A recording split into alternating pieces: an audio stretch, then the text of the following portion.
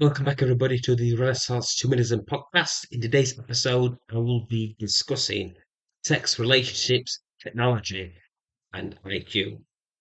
We'll be discussing the effects of technology, how it impacts our sexuality, the importance of communication, honesty, and relationships, how online culture and the advent of and spread of psychological thinking are also affecting our society as a whole. With the advent of social media in the 2000s, human beings have altered how people communicate, affecting how we conduct our relationships as well. For instance, it's common for people having been being born on a date to use dating on social media to look for new dating opportunities.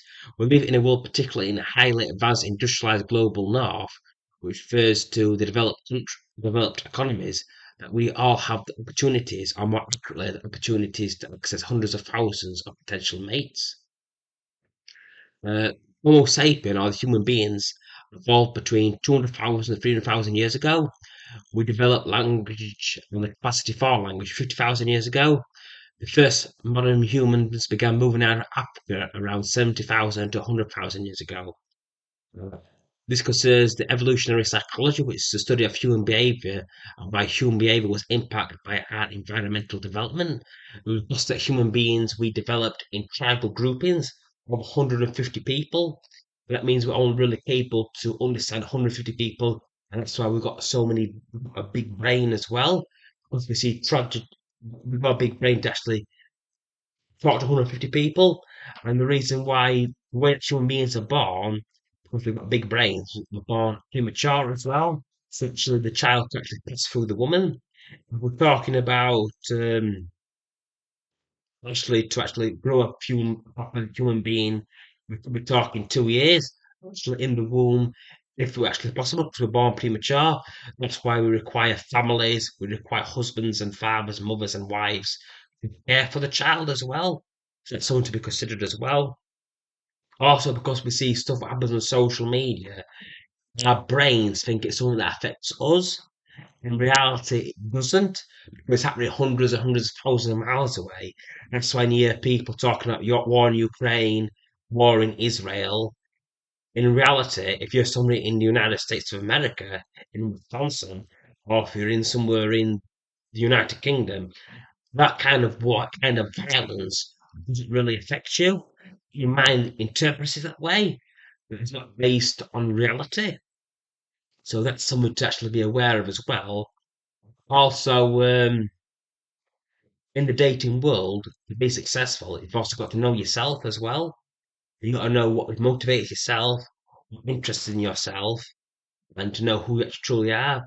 The best explanation of this I will give is that from the famous strategist Sun Tzu, if you know the enemy and know yourself, you need not fear the result of 100 battles. If you know yourself, not the enemy, for every victory you gain, you'll also suffer a defeat. If you know neither enemy nor yourself, you'll succumb every time.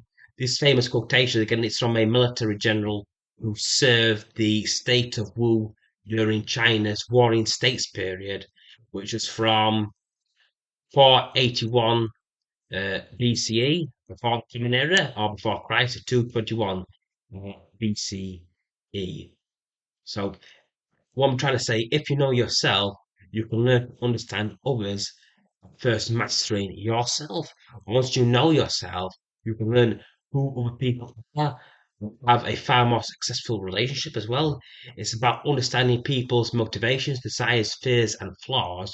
We all project what we perceive the world wants us to see, put for an image of the person that we hope we are. We're not necessarily based in reality.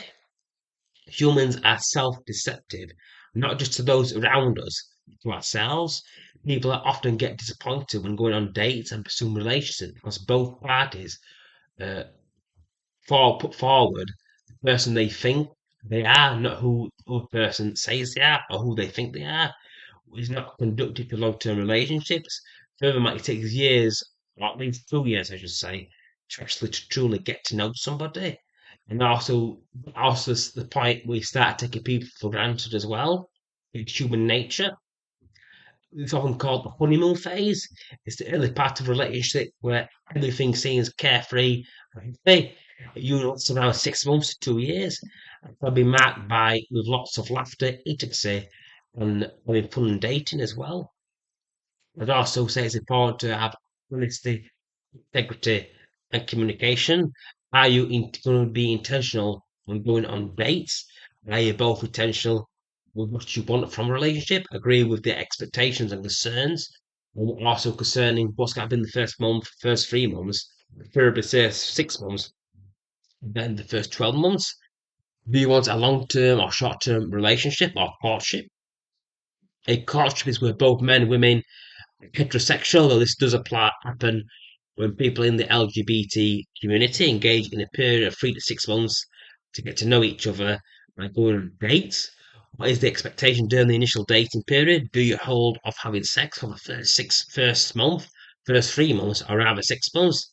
Also support your understanding what you both value in terms of intimacy, which doesn't have to include sex, but also include the form of sex that is in the relationship.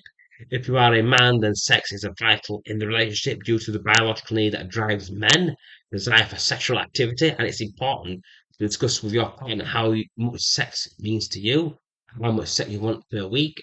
As for women, it's essential to say what you like, what you don't like, and if you want sex, because from a woman's perspective, she may have had bad experiences with previous sexual partners, or it could be the man she is with that is the problem.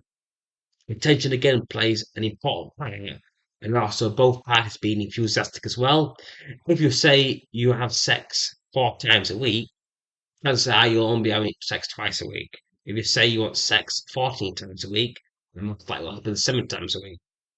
The reason for this is how intentional both individuals are in the relationship, personal, which also applies to children as well. If you say more accurately, you both say you want 6 children, end it with 3 children.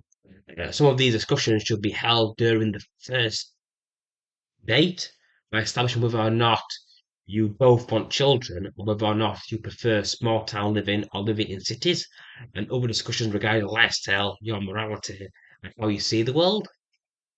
For instance, if you are a person who is again creating community, creating or accommodating sexuality, uh, creating content of sexuality on all the websites, someone with opinion to you would be incompatible. So that's something to be aware of as well. So if someone is a Muslim and a Christian, if they're both the same value system, work out as well, or it could be a disaster if both parties want the child to be born up as either as a Christian or as a Muslim. So that's a point of conflict as well. It's important these issues are settled way beforehand as well. Um, to be successful in life, you also need to put effort and be willing to aim to develop new skills and start a business or raise a family or even get a relationship. You've got to put the time in, you've got to put the work in, you've got to put the dedication in. The same time, the same work that you put in to actually gain a qualification, uh, start a new job, those same energies must be played into a relationship as well. Thank you for listening to this podcast. I hope you found it informative, interesting. Please take care. Peace out. I will leave my Medium link in the comment section as well. I'll see you time.